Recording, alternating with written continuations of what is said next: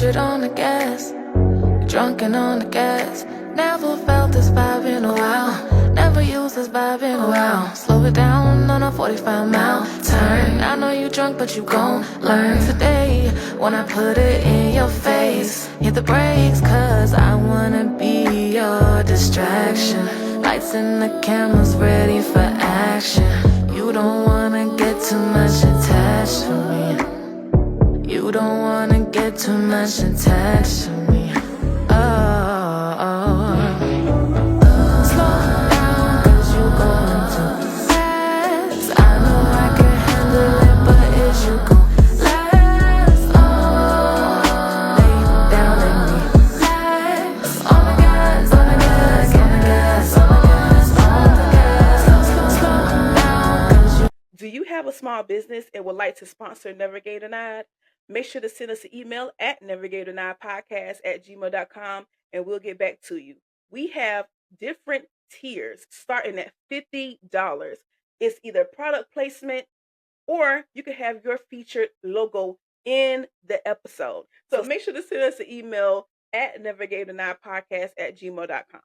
Hello, everybody. It's Annika LaQuette here, the host and creator of Navigator Now podcast. And I have someone on with me today. All right, so we have Miss Vinetta Aloma. Okay, y'all already see what's going on here. Y'all already see it. So I'm so excited to have her on the show. Y'all, just get into it because I heard her music and I am in love. So let's just get into it. So tell us a little bit about yourself. So my name is Vinetta Aloma. I'm 25. I'm an aspiring R&B artist. I've been doing music as long as I can speak, can do anything. So I'm also a self-taught pianist of 20 years. So since I was 5 years old, I was playing the piano. And my mom she was like a part of like a girl group in the 90s and stuff. So I take a lot of inspiration from her and also like the R&B genre in itself too. So Right. Okay, cool. I love that. See, I couldn't get into piano. I tried, yeah, but baby, that's a lot of patience. You hear me? yes, it Okay, so, is. okay, so I understand exactly where you're coming from. So like, tell us a little bit about what inspired you to get into the music industry, because I know you said a little bit about your mom. So tell us about that. So growing up, I grew up in a Caribbean household. So like my mom is Jamaican and my dad's from St. Vincent. So the household I was in New York. So the household was just like it was stricter and we were Okay. very, very, very religious. So a lot of things that we would listen to was more like if it was gospel, Caribbean gospel, but I just had this urge to just go outside and see what is everybody else listening to, like what are people that people like and stuff like that. And Right. I pretty much introduced myself into R&B or into like kind of like I would say American music because I'm first generation born American. My parents Oh wow. are Caribbean. So Right. growing up, like because they were just so hard on me that I went out and did the work myself. So I went out, I would have my older cousin and like her friends buy me CDs and stuff and then bring them back to the house. And then I was listening like, oh wow, this is really like this is some dope stuff right now. Like so like growing up, my girls that I loved, I just love Beyonce, period. Right. She's everything. I love her. And I've always been listening to her since I was a child. I love her. I love Whitney Houston. I love Whitney. My mom loves Yes. Whitney Houston. Yeah. So a Okay. lot of the inspirations I take from, I would say about like, cause I'm younger, like 2000s to like 2010s type of R&B vibes. So like Right. the Carrie Hilsons, the Kelly Rowlands, the Jasmine Sullivans, those are my girls. So I take a lot of inspiration from that. But I think what sets me apart is that it wasn't something that I grew with. It was Right. something that I developed. So a lot of times like my sound, I feel like it has a different type of vibe to it because a lot of people who do R&B like they were raised in it and Yeah. they just know it. Like for me, I had to search and find it. So for me, I really take it like really more seriously than I would think other people would because I really want it and I'm really just desire to just be someone that they can listen to my music and they can relate to me and I can relate to them. So Yeah. That makes a lot of sense. Yes, yeah. Whitney Houston, come on now. Yeah, when Yes. you said that, I said, yes, come on now. Yes, Come and on. the So, thing about it is the thing about that party is like with a lot of people I've named, like I would say Whitney, Beyonce, like those are like powerhouse singers. But like yes. for me, I resonate with their technique. Now, like, do I do a lot of powerhouse singing? I can, but the vibe that I love, I just love the Jasmines, I love the Janaes, the Hmm. Summers. Those are my girls Yep. right now. Yes. I could definitely hear that vibe like in your music. So, Yes. speaking of the music, okay, so you have a new EP called Love Pack, okay? Yes, I I listened to the do. whole thing, baby. I Yes. listened to the whole thing. All Yes. right. When I tell you I love it, but we're gonna get into that. So tell us about it and like the creative process behind that EP. Yes, that is my first EP. I love it too. It's really close to my heart. So, Hmm.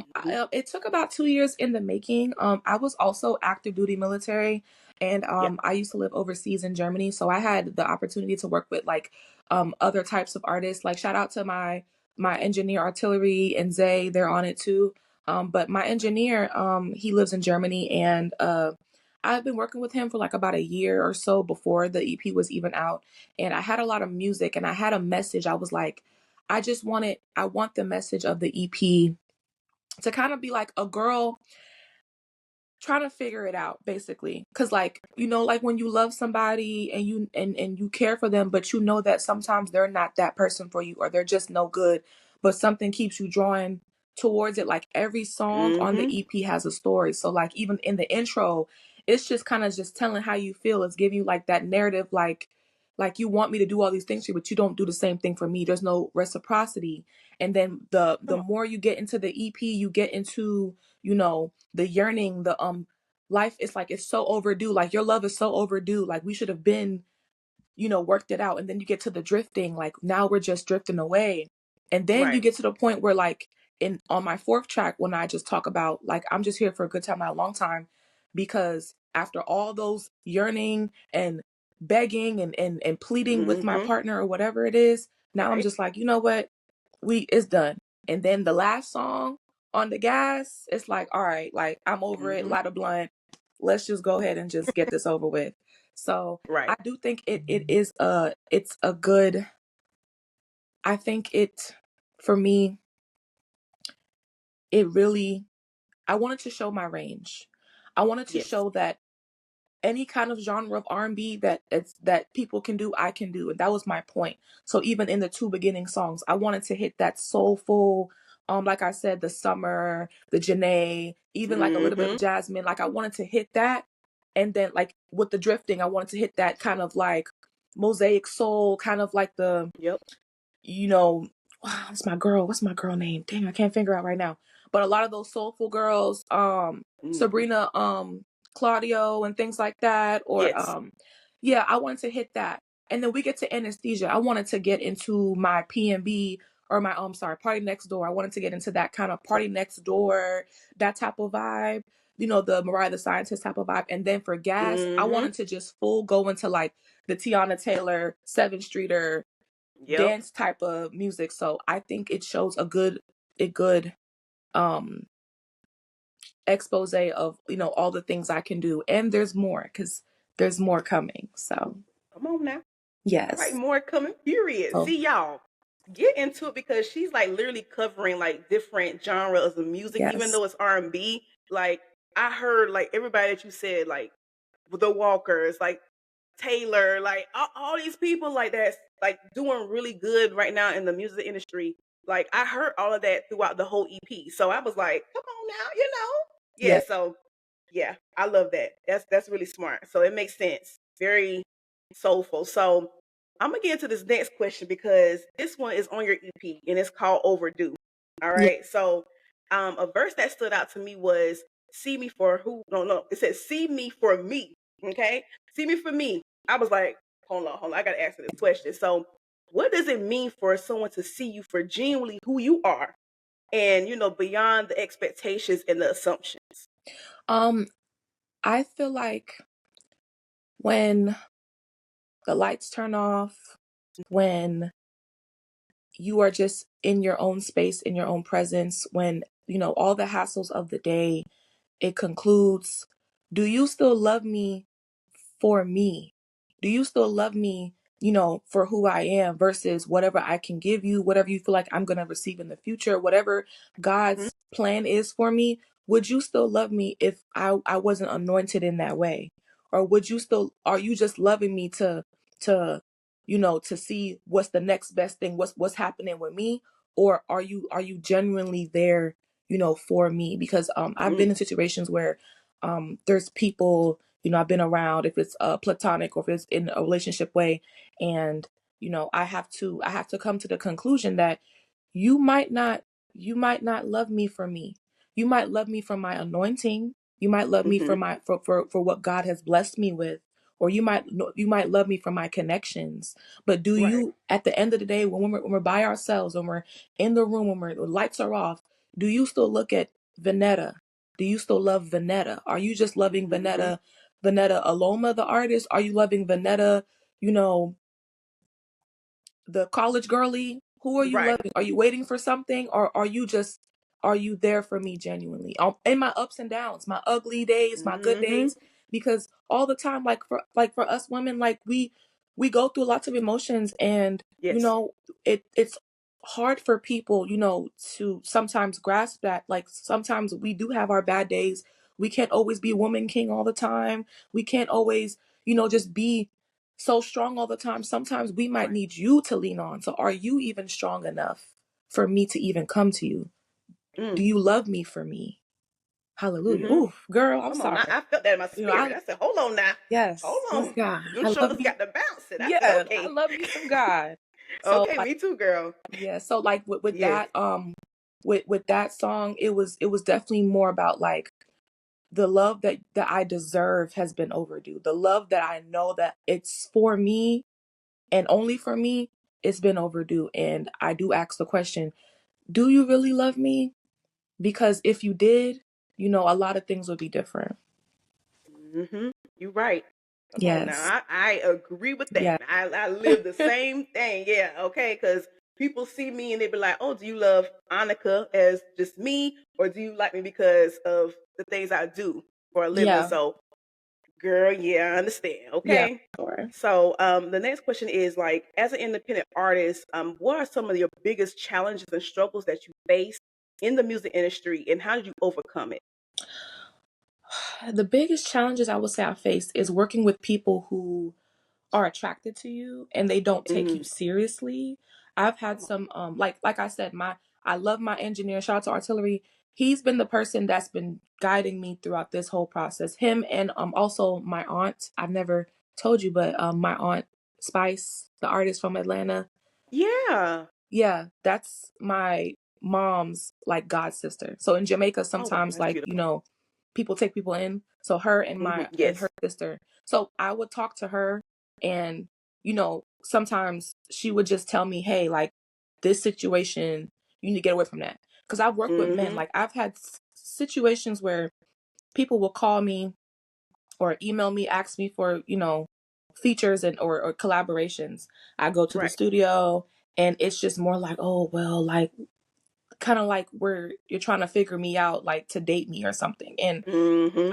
I feel like as a female in in the independent artist business, it's really hard for us because a lot of people, they might not take us seriously, and they just look at it like, oh, she's just a pretty girl, pretty face, and she makes little music. Like, let me see what I can do with her. But I have the passion for this. This is something that I pray for. I set intentions every single day to do something Right. to further my music. So that's the number one thing. Not even the money sometimes, because we have to pay for everything. We pay for everything Yeah. independently. It's the people, or people that you might meet that don't see you for, your talents. They just see you as a pretty face and someone that they can come and abuse. So I've Yeah. been through that. Hmm. You know what? That reminds me of, like, speaking of love and hip hop, everything, like Cardi B, what she went through. Okay, and not being treated fairly and not being taken seriously, and now look at her. You know what I'm saying? So it's like, it's crazy what women have to go through in the music industry just to prove that, hey, I am just as talented as the men. Yeah. Like what's up with that? Yes, and I can't get it. yes, I can't either. And even then, like, I pride myself on, I don't know if, well, I'm letting y'all know I wrote everything on this album, excluding Mm-hmm. the verses from the other artists that I work with. Everything that I write is, I have no writers. No one comes in and tells me what to do. No one comes in and gives me stuff. Am I willing and open to? Yes, but I wanted to make sure that with my first project and my first body of work, which is right here. Yes, love. Yes, this is the vinyl. It's out, Oh on my my website. gosh. I have to give me one so I can put on a wall back here. I want to do like Yeah, a wall of fame of all my yeah. guests. So yes, I'm gonna do that. Okay. So I'm gonna come back to that one, but I wanted to make sure that with my first body of work, as Vinetta Aloma, the artist, to Hmm. not have any outside influences.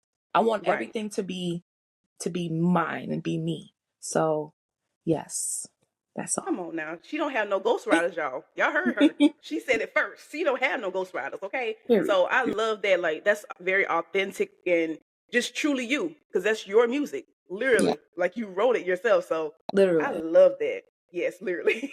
So I love that. Okay. I will give you 5 seconds to send an email to navigatornowpodcast@gmail.com in order to be a sponsor. 1, 2, 3, 4. Is that okay? So since your first releases, in what ways do you feel like you've grown as an artist, and like what new skills that you have gained throughout this process? I feel like I've grown as an artist because I've had more tough skin. Um, Okay. uh, my first single, I put out Lies and Butterflies. I think that was like 2, 3 years ago. I put it Yep, out I for the saw first that. time, and um, I had too much anticipation, especially me being someone I'm still fresh, I'm still new. I was like, oh my God, I can't wait. I'm just gonna blow up, and everything's just gonna happen, and I'm just gonna start. It's gonna happen tomorrow, and I had to be Mm-mm, quickly humbled because it don't work like that sometimes. Now some mm-mm. artists, they have that hit and they just boom. But Right. what I've learned was that it really takes time to build your own universe, and I'm building my brand, and I want this to be the staple, and to build on top of that and to expand on the world of Vinetta Aloma. So I really did learn, I really learned that it is a process and it takes Yeah. time.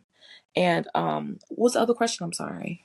Yeah, you're fine. Like what new skills that you've gained throughout this process? Yeah, so some new skills. I actually learned how to, one, I have a studio, you know, at the house. So I Okay. learned how to kind of, do a lot of mixing and mastering myself. I learned that. Ooh. I've learned how to do that with my engineer. He showed me how to just kind of record myself and get like a little bit of a little stuff that I can do on my own. Now I can't do everything, Yeah. but a Right. I little understand. stuff. I've also learned that, community is really important with independent artists. If you have your community and you have your footing with a group of people that's also just as determined as you, that's going to push Right. you. As long as you have people that Mm-hmm. surround you, that if they're artists too, and they're also not even have to be artists, creatives, podcasters, photographers, Yep. videographers, anybody that's in the creative arts, once you set yourself around those people, you can't fail because it's a That's true. community, and it's like it's a working clock. All of us, we all can help each other. So I've learned Yes. to have my community, to keep growing my community, and I want to keep growing it here in Chicago. So Yes. Come on, Chi-Town. yeah. Period. Okay. Yes, I love that. So like what track was the hardest track to do? Whew, girl. Just think back. Okay. Let me look through. I feel like the hardest track for me to do, I would say, for one, the hardest track for me to write was Drifting. That was a little bit like, it was really emotional for me, and it took me a lot to really kind of write that out. But the hardest track to do, like from like an engineering standpoint, was Gas. Okay. Gas featuring Artillery to God, like that song, it went through like 3 engineers. I didn't like the sound. I just wanted it so Ooh. specific. I wanted a specific sound with that, and I got that sound with the help of Zay, my other engineer from New York. He really put the sound together because while I was out here in Chicago, like I couldn't find, it was something I wanted. It was the old 2010s Seven Streeters Mm-hmm. sound I wanted. And the Right. people were kind of mixing me kind of like today's R&B, and I wanted Mm-hmm. it. I wanted the nostalgia of it. I wanted to keep the nostalgia, like with the end of the song has those harmonies at the end when all the music drops out, and it's just really like just that's like the dance break type of thing at the end. Like I Right. wanted to give that 2000s, 2010s R&B vibe. So I had to dig and find my guy and to get that done. It was the most fun to write. It was the most fun Okay. to write, and I had a great time writing it in the studio. But it was definitely the hardest for me to accept after it was done. Like that, okay, it's done. I don't have to do any more mixing, no more harmonies. I'm good. It was the hardest for me. Okay, that's good. So, and you say you from Chicago, so like, what? Oh, How? Go ahead. Go I'm ahead. Do not your thing. so that's the hard part. I'm born in New York, Mm-hmm. raised in Maryland and Jamaica, and then Okay. I went overseas, and then I moved to Chicago for music and for school. So yeah. I was gonna say that. See, yeah, like the Oh, okay. music part. Yeah, cause see, that's the thing. Like Chicago's like the home of like Motown and stuff. I hope I'm right. No, that's Detroit. Sorry. Oop, go back. But Yeah. like it's music inclined though. Like Yeah. everybody is from Chicago. So like, how do you navigate that? Do you go to events and things like that? Yes, like I'm trying to put myself back out there and go to my events. Like I said, I am a college girly. I am in school, Right. getting my education period because that also Mm-hmm. matters. But like, yeah, I it it it's a lot, and I thought I could move back to New York because I got family in New York, or I can move to Atlanta, like I can do stuff like that. But I wanted to go to somewhere that I've never been. I've never been to the Right. Midwest. I know that there's an awesome music scene here. There's Tank and Marie. There's a whole bunch of R&B girlies, Mm-hmm. rappers. It is honestly underrated how much opportunities you can get out here. So, like maneuvering it, like anytime I have some time, I try to go outside. I try to go in, Yes. every open mic I'm trying to go to, and any type of showcases. I show my face, even if it's not something for me. I still Mm-hmm. decide to go because you can still network and things like other events. So it Chicago it's really fun. I like it. That's good. Now I don't like the Okay. wintertime, but Oh no. I like it still. I like it still. That's good. See, y'all, she said networking. I always talk about networking on the show. Yes. So she's always gonna have her face out there, whether she's singing or she's just there. Period. That's what I'm talking about. Period. Okay. I'm all for that networking. Okay. So Yeah. next, like you spoke of like a different type of artist at the beginning of the interview, but who do you want to collaborate with? Who's your dream artist? Beyonce. Okay, That's my yes. girl. Like, Period, and the period. thing is, I would love, even though I feel like I did show a lot of the R&B side in here. There's Mhm. so much more that I have in my pocket. There's so much more that I can really get into. And I feel like with Beyonce, she is so vast in her genres that she decides to go into. Like she really Mhm. deep dives into, if she says, okay, I'm about to do country, I'm about to really do country. If I'm about to do house and that type of music, I'm gonna really go ahead and do Yep. house. So I would love to work with her because she would kind of take me out of my comfort zone with a lot of things. Like I wouldn't think of myself to do house or to do Jersey music and stuff, but I know with Right. working with someone who is just, girl, genres are a concept. Like Mhm. working with someone like that, I know that I will definitely just like flourish. Like I will just flourish Right. like a flower. That's good. Period. Hmm. Because that's the thing. Like Beyonce started out as just an R&B artist. Then she got into country. Then she got into house music. Like she wasn't afraid to like just dip and dab around. I And she have did a one more. little rapping too. She did, and I have one more person because I forgot to. Well, I'm not gonna lie. I love Summer. I love Summer Mhm. Walker. I love Janae. I love the girls. I love Teyana Taylor. I think Mm. Teyana Taylor is highly, highly underrated. She is such an awesome Yes.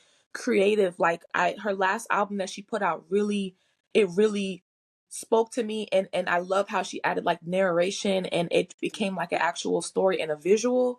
I would Yes. love to work with Teyana Taylor, not just as an artist, but just as a visionary and a creative. I think that she can take my universe that I want to build and put it to life. Like, I Mm. love her. So, also, that's my girl, too. You know what? I just had like it's a vision. I could see you working with her, like doing creative stuff because she's also a creative director. I still, if not mistaken, still for Fashion Nova, if I'm not mistaken. Mm, So it's like she's doing things that's like creative that she uses. So it's like, come on. So I could definitely see that for you, yeah. like happening. Just speak it out into the world, pray over it, and it will Mhm. happen. So It's I gonna happen. love that. It's gonna happen. So I want you to look back to when you was a little girl. Like, what would you tell her? Oh, I would tell her to just keep going, and um I would tell her that you're gonna start making music and really taking it seriously. Um Growing up, like I I got accepted into like a talented and gifted school in Maryland in Accokeek. It was like an academy, and I was there for music, for singing. And eventually, like I couldn't stay there longer because of some family things, and then we had to move. But um the foundations, I would tell myself the foundations that you were given as a child, to just keep those, and to know that things are going to get better and you're going to be able to, shake off that stage fright and, things Hmm. like that. So that's what I would tell her. That's good. I like that. Yeah. And do you have any upcoming projects? Because I know you said a little bit of something. You dabbled in that. Hmm. So do you have any upcoming projects or events you're going to be attending? Yes. So, I am actually working on a deluxe of my EP. All Um, right. a deluxe of my EP. I'm gonna go dive in a little bit more, kind of on like the 2010s kind of sound. I'm gonna dive in a little bit more on that. I'm gonna have some more collaborations. Also, there's no date yet, but I am putting together a listening party. It's gonna be in DC, because that's where a lot of Maryland DMV. That's where my people are, for real. Right. And I'm gonna do it there, and I'm thinking about doing one in Chicago, but it's gonna be like an all star-studded event. Like, I'm having people from Richmond, Virginia, that's coming out there. Some artists from there, some Ooh. artists from DC, some artists from Hmm. Baltimore, and we're just all gonna be just celebrating R&B and music, and it's gonna be an amazing event. So also, I'm putting some visuals together for my EP. Some visuals will be coming out soon. There isn't like any music videos yet, but it is coming. The visuals are all coming. It Okay. just has to all come at the right time. So I'm Right. still working on a lot of my groundwork and stuff.